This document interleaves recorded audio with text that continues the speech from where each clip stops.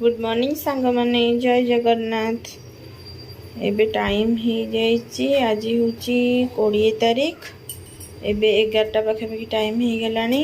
आसतु एबे lunch preparation करवा। सकाळ तो चूड़ा उपमा टिके करी तार वीडियो भी आगू को पकेबी देखिए केमती कौन करी। एबे मोर ये भात काली एक्चुअली पखाड़ भात बहुत सारा रही जाइए आउ गरम भात भी टिके अल्प टिके कर पखाड़ भात काली अच्छी से आज सब पखाड़ खिया हम। ये भी मु पानी बसई देची। यहाँ छुई आलू बैगण टमाटो पड़े संतुला हम। पखाड़ भात टे संतुलाटा भल लगे ना सेटा टे संतुला हम। यहाँ टे कुंदुरी आलू पियाज पड़ भजा हम। यहाँ टे शाग भजा हम आलू गोटे सीझा हम पकोड़ी टे छणा हम। एमती है सब पखाड़ आज खिया हम। आंब भी अच्छी सब पखाड़ खिया हम आज। देखो मुझे आगू आगू कौन करुँची। पानीटा ए तातीले आम परिवाटी को सबतिक पकेबा। एपटे जाऊँ भजाटा भी एपटे बसईदेवी एपटे संतुलाटा बसईदेवी। ए खराटा भारी जोर है आ गोटे कड़े बसईदेली ए भजा करवा घोड़े दबा जल्दी ताती जीव पानीटा फुटी जीव जल्दी।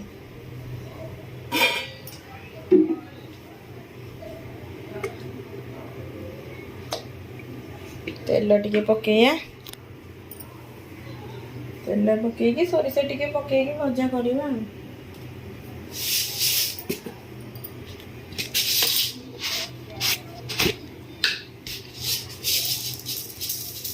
समस्त वीडियो टी देखुं प्लीज टी वीडियोटा को लाइक शेयर सब्सक्राइब करेंगे।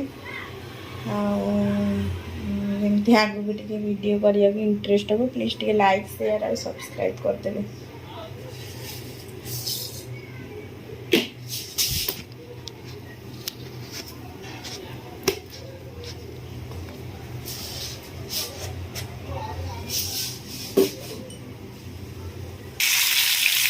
ये सब परिवा टी पकईदेवा।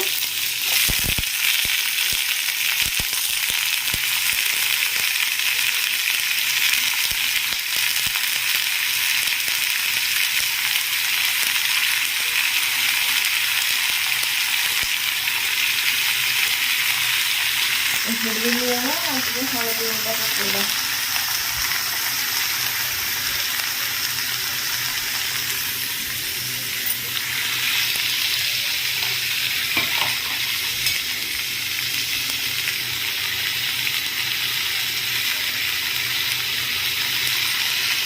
लुण हलदी पड़गला आटेद घोड़ेदेवा सीझे छाड़देवा।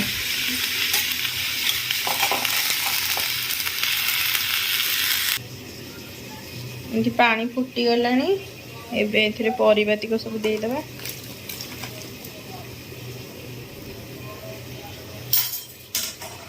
परिवा दे देगी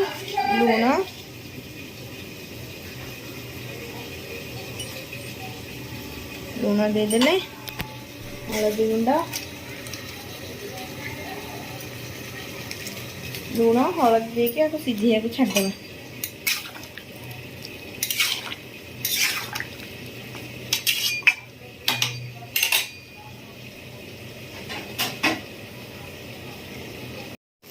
भजा मोर हो गला भजार टी लंका गुंडा पड़ो। ये संतुलाटा भी आलू हेरिका सब सीझी गला आपको ए बंद करके छुंक करिया। संतुला पियाज और रसुण देके छुंक हम। ए लंका गुंड पकईदेवा चटपटा लगे भल लगे। घाटी दबा गोटे हाथ में फोन धरिकी वीडियो कर असुविधा होची घाटी जहाँ गोटे कर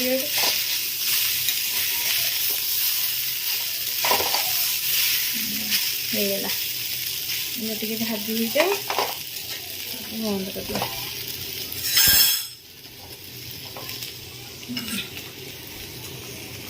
संतुला सीझी गला। ए छुंक दबापे पियाज हरिका कटाकटी करके देखो कौन हो भजा ओल्लैदेली।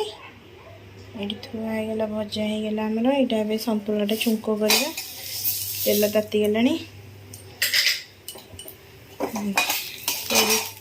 फुटण ଶୁଖିଲା ଲଙ୍କା ପକେଇକି ତେଲ ଟିକେ ପକେଇକି ଛୁଙ୍କ କରିବା।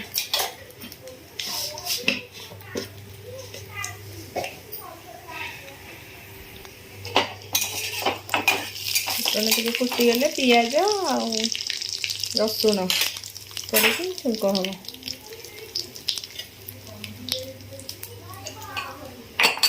ରସୁଣ ଛେଚିକି ରଖିଛି। ରସୁଣ ଚୋପା ଲଗା ଛେଚିବେ, ଚୋପାଟା ଛଡ଼େଇବେନି। ଚୋପାଟା ଛଡ଼େଇଲେ ତାର ଟେଷ୍ଟଟା ଭଲ ଆସିବନି। ଚୋପାଟା ଲଗେଇକି ଛେଚିକି ବଘାରିବେ ସନ୍ତୁଳା।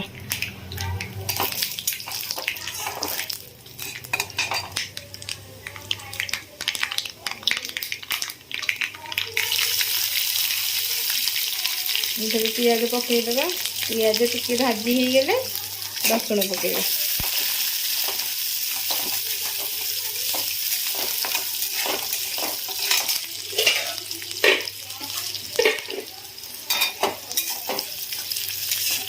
ପିଆଜ ଟିକେ ଭାଜି ହେଇଗଲାଣି। ଏବେ ଟିକେ ରସୁଣ ପକେଇଦେବା। ରସୁଣ 4-5ଟା ନେଇକି ପକେଇବେ ଆଉ। ଭଲ ସେ ଭାଜି ଦେବେ। ରସୁଣଟା କଞ୍ଚା ସ୍ମେଲ୍ ଆସିବ, ସେମିତି ଟିକେ ଭଲ ସେ ଭାଜି ହେଇଗଲେ ତାକୁ ଏଥିରେ ଆଡ଼୍ କରିଦେବା। ଏମିତି ଏବେ ଭାଜି ହେଇଗଲା ରସୁଣଟା। ଦେଖନ୍ତୁ ପିଆଜ ଆଉ ରସୁଣ ସବୁ ଭାଜି ହେଇଗଲାଣି। ଏବେ ଆକୁ ଏଇ ସନ୍ତୁଳାରେ ଆଡ଼୍ କରିଦେବା।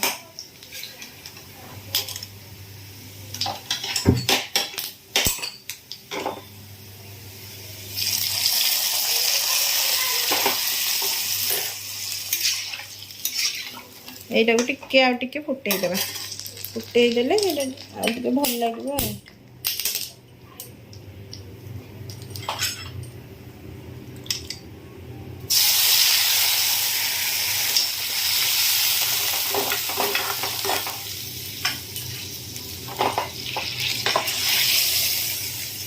ସନ୍ତୁଳାଟା ରେଡ଼ି ହେଇଗଲା। ଏଥର ଟିକେ ସ୍ଲାଇଡ୍ ଖାଲି 2 ମିନିଟ୍ ଖଣ୍ଡେ ଫୁଟେଇ ଦେଇକି ଆକୁ ବନ୍ଦ କରିଦେବା। ତାପରେ ହବ ଆଉ କ'ଣ, ଆଳୁ ସିଝିବ। ପକୋଡ଼ି ଟିକେ ଛାଣିବି, ଦେଖାଉଛି ଆପଣଙ୍କୁ ତାପରେ କ'ଣ ହେଉଛି। ଏଠି ବି ଆଳୁ ସିଝେଇବାକୁ ବସେଇ ଦେଇଛି। ଆଳୁଟା ସିଝିଯିବ। ଲାଷ୍ଟକୁ ଖାଲି ପକୋଡ଼ି ଟିକେ ଛଣା ହେବ, ଶାଗ ଟିକେ ଭଜା ହେବ ଲାଷ୍ଟକୁ ଆଉ। ଏବେ ଖାଲି ଆଳୁ ସିଝାଟା କରିଦେବି। ଖାଇଲା ବେଳକୁ ପକୋଡ଼ି ଆଉ ଶାଗ ଭଜା ହେବ। ପକୋଡ଼ି ପାଇଁକା ଗୋଳିଆ ହେଇଯାଇଛି। ପିଆଜ, ଲଙ୍କା, ଭୃସଙ୍ଗ ପତ୍ର, ବେସନ ଆଉ ଟିକେ ଲୁଣ କରିକି ଗୋଳା ହେଇକି ଥୁଆ ହେଇଥିଲା। ଏବେ ତାକୁ ଛାଣିବା।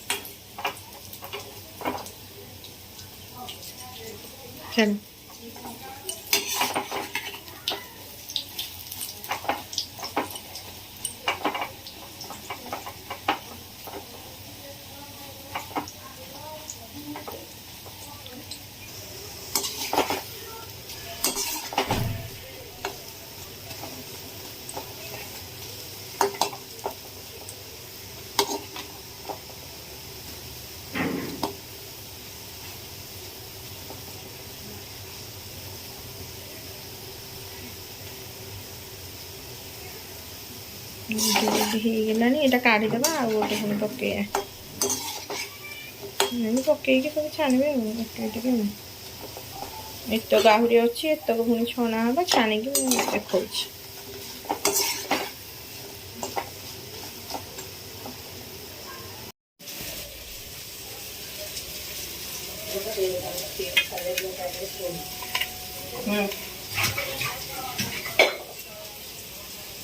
ପାଣିଟା ମିଶେଇ ଦେ।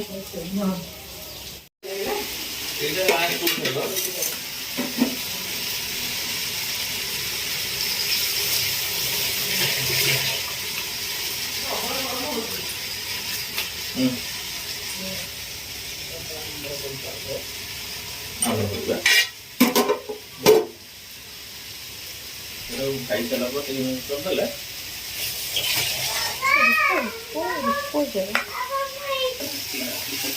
ଖାଦ୍ୟ ତ ଛାଡ଼ି ଦେଇଛି। କିଛି ଖାଉ ଖାଦ୍ୟ ନାହିଁ କରେ ଏ ପାଉଡର କାହିଁ ଆସିଛି ତମେ ଯଦି ଖାଇବ ଖାଇବ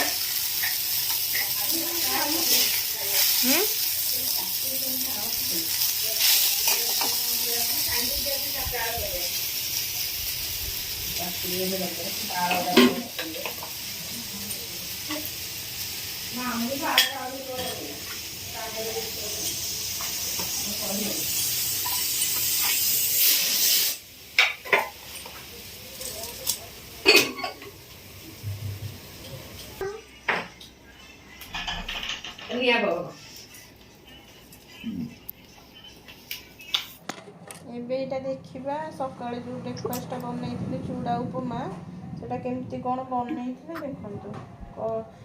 ଆଳୁ ଟିକେ ପକେଇଥିଲି ତା ଦେହରେ ପତ୍ରକୋବି ପକେଇଲେ ଚଳିବ କିନ୍ତୁ ପତ୍ରକୋବି ନଥିଲା ଘରେ ସେଥିଲାଗି ଖାଲି ଆଳୁ ଟମାଟୋ ପିଆଜ କଞ୍ଚା ଲଙ୍କା ପକେଇକି କରିଥିଲି ଉପମା।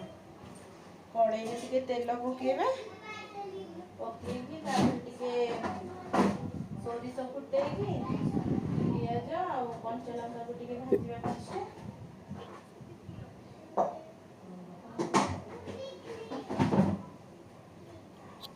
ସୋରିଷ ଏଠି ଫୁଟିଗଲାଣି ଏବେ ପିଆଜ ଆଉ କଞ୍ଚା ଲଙ୍କା ଟିକେ ପଡ଼ିବ ତା ଦେହରେ। ପିଆଜ କଞ୍ଚା ଲଙ୍କା ଟିକେ ପକେଇକି ତାକୁ ଟିକେ ଭାଜି ହେଇଗଲା ପରେ ସେଥିରେ ପକେଇବା ଟମାଟୋ।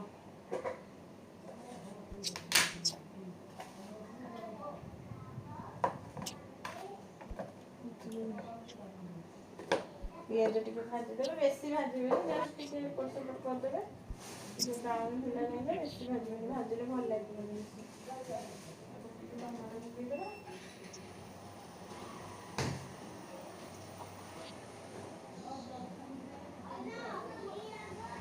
ଟମାଟୋ ଟିକେ ଏପଟ ସେପଟ କରିଦେଇକି ତାପରେ ଆଳୁ ଟିକେ ପକେଇଦେଇକି ଆଳୁ ଆଳୁରେ ଆପଣ ପତ୍ରକୋବି ପକେଇ ପାରିବେ ଗାଜର ବିଟ୍ ପତ୍ରକୋବି ବିନ୍ସ ଯାହା ପକେଇ ପାରିବେ ଯେଉଁଟା ଆପଣଙ୍କ ଘରେ ଥିବା ଆଭେଲେବୁଲ୍ ଯାହା ସବଜି ଥିବ ପକେଇ ପାରିବେ। ଏଇଠି ଏବେ ଆଳୁ ପକେଇକି ଲୁଣ ପକେଇକି ତାକୁ ଘୋଡ଼େଇ ଦେଇକି ଟିକେ ଆଳୁଟା ସିଝିଯିବ ସିଝିଗଲା ପରେ ଯାଇକି ତାପରେ ଚୁଡ଼ା ପକେଇବା।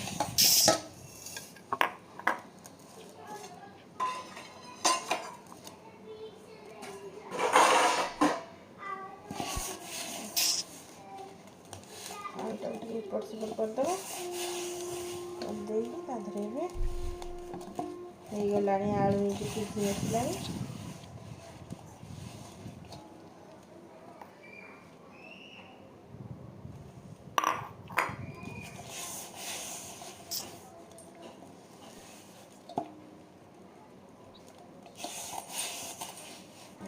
ଆଳୁଟା ଏବେ ଫାଇନାଲି ପୁରା ସିଝି ଯାଇଛି ଟିକେ ଚେକ୍ କରିଦେବା ସିଝିଛି ନା ନାହିଁ। ସିଝି ଯାଇଛି ଆଳୁ ତା ଦେହରେ ଚୁଡ଼ା ପକେଇଦେବା। ଆମର 2 ଜଣ ଖାଇବେ ସେଇ ହିସାବରେ 2 ମୁଠା ଆଉ 3 ମୁଠା ଚୁଡ଼ା ପକେଇଲି ପକେଇକି ତା ଦେହରେ ଆପଣ ଇଏ ପକେଇବେନି କ'ଣ ସେଟା କହିଲେ ପାଣି ଅଧିକ ଦେବେନି ପାଣି ଜଷ୍ଟ ଟିକେ ଛିଞ୍ଚିକି ପକେଇବେ ଉପମାଟା ପୁରା ଝୁରା ଝୁରା ହେବ ଭଲ ଲାଗିବ। ପାଣି ଅଧିକ ପକେଇଦେଲେ ଉପମାଟା କାଦୁଆ ଲାଗିବ ଭଲ ଲାଗିବନି ଜାକି ହେଇଯିବ ଉପମାଟା।